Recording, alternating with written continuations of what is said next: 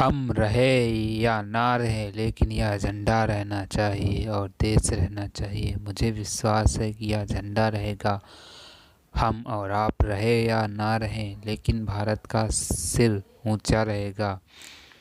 ये उद्गार हैं पूर्व प्रधानमंत्री लाल बहादुर शास्त्री के, जो उन्होंने स्वतंत्रता दिवस के अवसर पर लाल किले की प्राचीर से व्यक्त किए थे।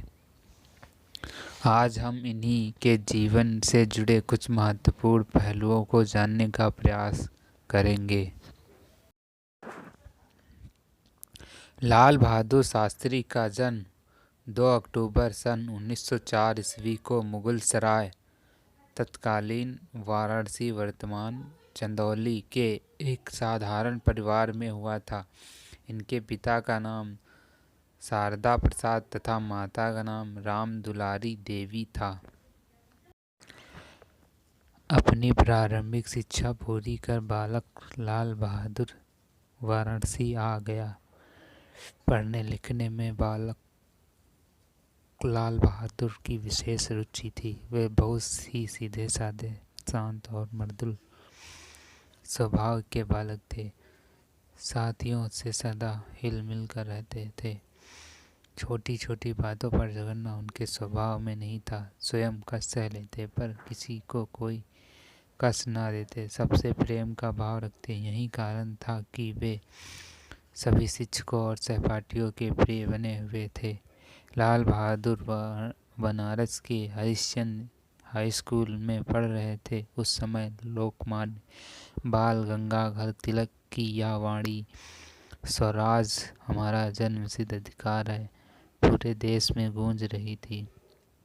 इससे उन्हें देशभक्ति की प्रेरणा मिली। बनारस में उन्हें गांधी जी को पहली बार देखने का अवसर मिला। उनके भाषण से वे बहुत प्रभावित हुए।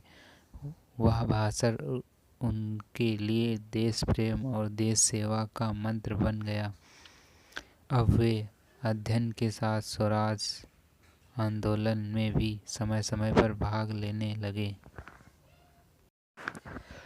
अध्ययन समाप्त कर शास्त्री जी देश सेवा में सक्रिय हो गए। पहले वे प्रदेश कांग्रेस के मंत्री बने, फिर उत्तर प्रदेश व्यवस्थापिका के सदस्य चुने गए।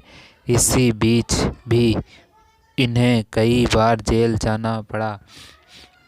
उन्हें जो भी काम दिए गए वे बड़ी ईमानदारी, कर्तव्यनिष्ठा एवं परिश्रम के साथ करते रहे। इन गुणों से प्रभावित हो पंडित जवाहरलाल नेहरू ने इन्हें आनंद भवन में बुला लिया। भारत छोड़ो आंदोलन में उन्हें पुनः सन 1942 ईस्वी में जेल जाना पड़ा। जेल जाने से शास्त्री जी के परिवार की आर्थिक स्थिति बहुत कमज़ोर हो गई, पर इससे वे घबराए नहीं। सदैव अपने कर्तव्य पर दृढ़ रहे।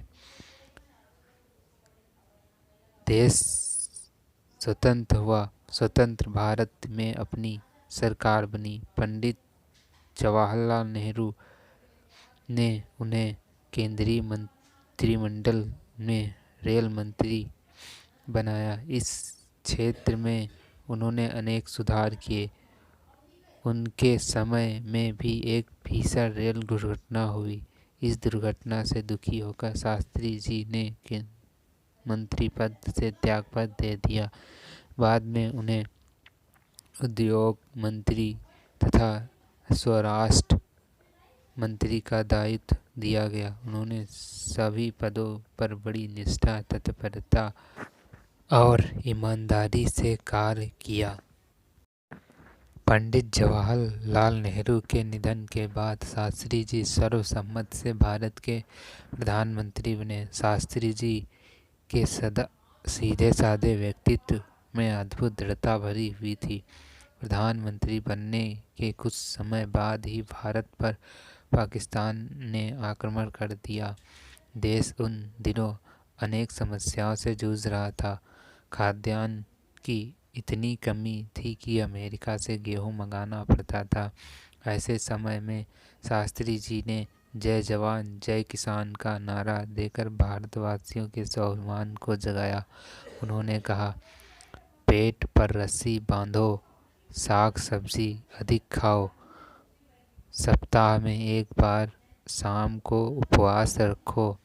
हमें जीना है तो इज्जत से जिएंगे, वरना भूखे मर जाएंगे। बेइज्जती की रोटी से इज्जत की मौत अच्छी रहेगी। फिर हरित क्रांति प्रारंभ हुई, जिस कारण भारत को खाद्यान्न उत्पादन में आत्मनिर्भरता हासिल हुई। भारत पाक युद्ध में भारत की विजय हुई। इस विजय से भारत का मस्तक ऊंचा कर दिया। युद्ध समाप्त होने के बाद रूस में भारत पाकिस्तान के बीच तस्कंद समझौता हुआ। उसी रात 10 जनवरी 1966 ईस्वी को हृदय गति रुक जाने से तस्कंद में ही उनका निधन हो गया। सारा संसार शोक में डूब गया। भारत ने अपने इस महान लोकप्रिय नेता को सदा सदा के लिए खो दिया। शांति के इस देवदूत के लिए कवि सोहन लाल द्विवेदी ने लिखा है, शांति खोजने गया, शांति की गोद में सो गया, मरते मरते विश्व शांति के बीज बो गया। धन्यवाद।